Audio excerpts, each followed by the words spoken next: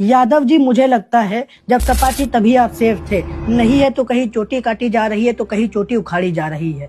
ये बात गलत नहीं, एकदम सही है। इससे कुछ दिन पहले जो इटावा में हुआ उसे आप सभी लोगों ने देखा कि कैसे एक यादव समाज के भगवताचार्य व्यास कथावाचक मुकुटमणि यादव जी के साथ कुछ ब्राह्मणवादी विचारधारा के दबंगों द्वारा मारपीट करी गई, उनकी चोटी काट दी गई, सिर मुड़वा दिया गया, नाक रगड़ाई गई और अपमानजनक व्यवहार भी किया गया।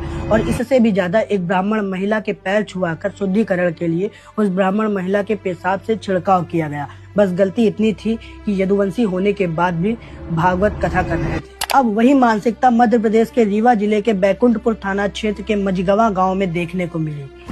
रोहित यादव नाम के एक नौजवान की चोटी उखाड़ दी गई, एक ब्राह्मणवादी विचारधारा रखने वाले दीपक पांडे द्वारा ये कहते हुए कि मैं ब्राह्मण हूँ और तुम यादव हो, तुम्हें चोटी रखने का कोई अधिकार नहीं है। आज चोटी रखोगे और कल कथा बांचने लग जाओगे। इन दोनों घटनाओं को देखने के बाद मुझे जो एक बात समझ में आई है वो ये है कि बात धर्म पर नहीं, इनके धंधे पर आ गई है।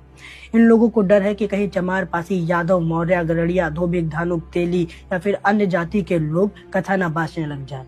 वैसे रोहित कोई कथा बांचने की बात नहीं कर रहा था, वो तो केवल सनातन धर्म जिसे लोग बचाने की बात कर रहे हैं। और हनुमान जी जिन्हें लोग पतंग बनाकर उड़ा रहे हैं, उनकी भक्ति में 7 सालों से शिखा धारण किए हुए था, जो कि अभी 12 इंच लंबी हो गई थी। जिस शिखा के लिए चाणक्य ने धनानंद का पूरा साम्राज्य खत्म कर दिया, उस शिखा का कैसा सम्मान हुआ। जब रोहित इसकी शिकायत दर्ज कराने बैकुंठपुर थाने गया होगा तब उसने सबूत के तौर पर ये चोटी दिखाई होगी। तब वहाँ के पुलिस के एक मुंशी ने कथित तौर पर कहा कि इसको डस्टबिन में डाल दो। ऐसी तो हमारी पुलिस है, जिस पुलिस को सबूत ढूंढना चाहिए वो सबूत को डस्टबिन में डालने की बात कह रही है। और ये हो किसकी सरकार में रहा है? मध्य प्रदेश के मुख्यमंत्री मोहन यादव की सरकार में। एक तरफ कहते हैं जात पात के करो विदाई, हम सब हिंदू भाई भाई, और दूसरी तरफ जनेऊ तोड़ने की बात बाहर आती है, चोटी काटने की बात बाहर आती है, मंदिर पर पेशाब चटवाने की बात बाहर आती है। जब हम सब हिंदू भाई भाई ही हैं, जब हम लोग मनु के मानुस ही हैं, तो हमको भी जनेऊ पहनने दो, पुजारी बनने दो, कथा करने दो, शंकराचार्य बनने दो, किसी पीठ स्थान पर बैठने दो। जब हम सब भाई भाई ही हैं